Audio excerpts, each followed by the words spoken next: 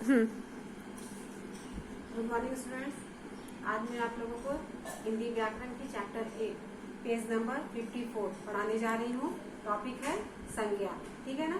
तो page number 54 आप लोग निकालिए और जहाँ जहाँ मैं पढ़ रही हूँ बुक दिखा रही हूँ, आप लोग मेरे साथ बुक पर फिंगर रख करके उसको फॉलो कीजिए और ध्यान से सुनिए ताकि आपको अच्छे से समझ में आ जाए। फिर मैं जब भी एग्जाम में एग्जाम्पल दूंगी तो आप लोग आराम से संज्ञा के भेद सारे अच्छे से लिख सकेंगे। ठीक है ना। तो बुक देखिए पेज नंबर 54।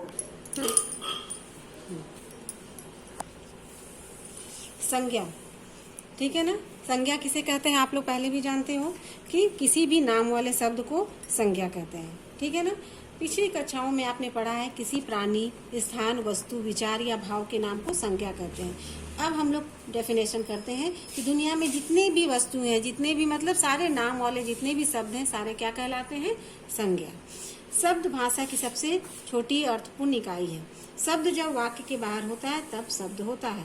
ठीक है ना। जब अलग अलग शब्द जैसे आपने, पिछली, कक्षाओं, ये क्या है? अलग अलग अगर हम लोग इसको बोलते हैं तो ये शब्द कहलाते हैं। लेकिन जब इनको हम लोग एक साथ जोड़ देते हैं तो ये क्या कहलाते हैं? वाक्य कहलाने लगते हैं।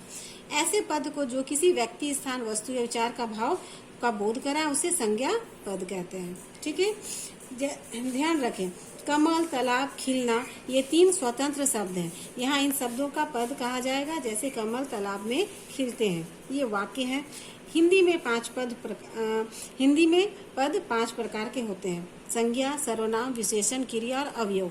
ये 5 पद हैं जिसको हम लोग अलग अलग चैप्टर में बाद में पढ़ेंगे। संज्ञा आप लोग जान रहे हैं। रोनित कल गोवा जाएगा। रोनित और गोवा शब्द है। शॉपिंग मॉल से पुस्तकें खरीदी। शॉपिंग मॉल और पुस्तकें ये संज्ञा शब्द है। बचपन, खेल, ये जितने भी रेड वर्ड्स हैं ये सारे क्या हैं? संज्ञा शब्द हैं, क्योंकि ये सब नाम वाले शब्द बता रहे हैं। संज्ञा पद का अर्थ ही है नाम। समझ में आ गया। ऐसे पद को जो व्यक्ति, वस्तु, विचार या भाव का बोध कराते हैं उन्हें संज्ञा पद कहते हैं। जैसे ये सारे एग्जाम्पल्स। अब आप ध्यान दो कि संज्ञा के कितने प्रकार हैं। आप यहाँ तक पढ़ोगे आपको समझ में आ जाएगी। ठीक है ना। संज्ञा के कितने प्रकार हैं? संज्ञा के 3 प्रकार हैं: व्यक्तिवाचक, जातिवाचक और भाववाचक। अब आगे सुनो। व्यक्तिवाचक, जिस संज्ञा शब्द से किसी विशेष व्यक्ति, प्राणी, वस्तु आदि का पता चले उसे क्या कहते हैं? व्यक्तिवाचक संज्ञा।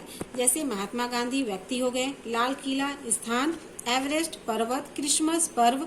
तो ये सारे शब्द जो होते हैं वो क्या कहलाते हैं? व्यक्तिवाचक संज्ञा। जब हम किसी का नाम लेते हैं, विशेष व्यक्ति का, विशेष स्थान का, विशेष पर्वत का, विशेष पर्व का, ठीक है ना, तो ये सारे विशेष शब्द जो हैं, क्रिसमस, एवरेस्ट, लाल किला, ये सब क्या कहलाए? व्यक्तिवाचक संज्ञा। व्यक्तिवाचक संज्ञा के कुछ उदाहरण है। जैसे व्यक्तियों के नाम आप देख लो, स्थानों के नाम, नदियों के नाम, पर्वतों के नाम, महीनों के नाम।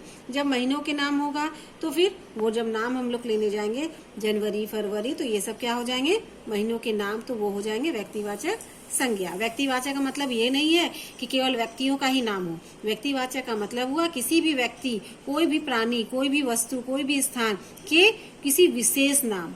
जैसे ये सारे शब्द हैं। समझ में आया। दूसरा है जातिवाचक संज्ञा। जिस संज्ञा शब्द से किसी वर्ग के सभी प्राणियों, है ना, वस्तु, स्थान का पता चले। जैसे नारी कहने से दुनिया में जितनी भी नारियां हैं सभी के बारे में पता चलता है। नदी बोलने से ही किसी खास नदी के बारे में नहीं पता चलता है। क्या पता चलता है हमें? कि नदी मतलब पूरी दुनिया की सारी नदियां। नगर, पर्वत, तो जिस शब्द से पूरी सारे प्राणियों, है ना, पूरी जाति का, संपूर्ण जाति का, जैसे पर्वत कहने से पूरे पर्वत जाति, गांव कहने से पूरे गांव जाति, तो इस तरह से पूरी जाति का बोध कराने वाले शब्द को क्या कहते हैं? जातिवाचक संज्ञा। तीसरा है भाववाचक संज्ञा। जिस संज्ञा शब्द से पदार्थों की अवस्था, गुण, दोष, धर्म आदि का बोध हो उसे भाववाचक संज्ञा कहते हैं। जैसे अच्छाई, बुराई, पढ़ाई लिखाई, बचपन, बुढ़ापा, ये सारे क्या हैं? किसी से गुण दोष पता चलता है, किसी से भाव का पता चलता है, किसी से उसकी अवस्था मतलब गरीबी है, अमीरी है, युवा अवस्था है, बुढ़ापा है, किस अवस्था का बात किया जा रहा है। तो ये सारे शब्द बताने वाले नाम को क्या कहा जाता है? भाववाचक संज्ञा।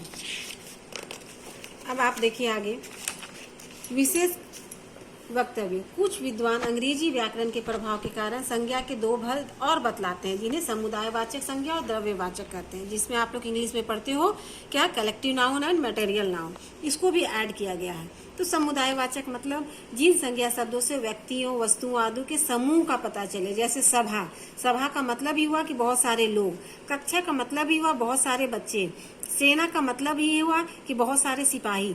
तो ये पुस्तकालय का मतलब ही हुआ कि बहुत सारी पुस्तकें। तो जिससे पूरे ग्रुप का पता चले, पूरे समुदाय का पता चले, उसे क्या कहते हैं हम लोग? समुदायवाचक संज्ञा। अब द्रव्यवाचक, जिन संज्ञा शब्दों से किसी धातु, द्रव्य का पता चले, जैसे घी, तेल, सोना, चांदी, ये सारे सामान जो है इसे द्रव्यवाचक संज्ञा कहते हैं। तो जिससे ये सब सारे शब्दों का पता चले उसे क्या कहते हैं? द्रव्यवाचक संज्ञा। तो आज आप भाववाचक संज्ञा, जातिवाचक से भाववाचक बनाना, ये बहुत ही इंपॉर्टेंट होता है, एग्जाम में आता है। फिर सर्वनाम से भाववाचक संज्ञा बनाना, उसके बाद विशेषण। ये सारे चारों वर्ड्स को, ये जितने भी एग्जाम्पल्स दिए हुए हैं, इसको आप यहाँ तक कॉपी में कीजिए। यही आपका आज का होमवर्क है, ठीक है ना? और मुझे करके दिखाइए। और ये जितने भी पॉइंट्स हैं, मेन पॉइंट्स, इसे कॉपी में दिखाइए करके, ताकि मैं समझूं कि आपको ये पढ़ने से भी समझ में आया और लिखकर और अच्छे से समझ में आ गया। ठीक है, तो आज आपका होमवर्क है, ये चारों बॉक्स को कॉपी में दिखाइए और ये जितने भी ग्रीन वर्ड्स हैं, ग्रीन बॉक्स है, इसे कॉपी में करके मुझे दिखाइए और याद भी कीजिए। ठीक है, धन्यवाद।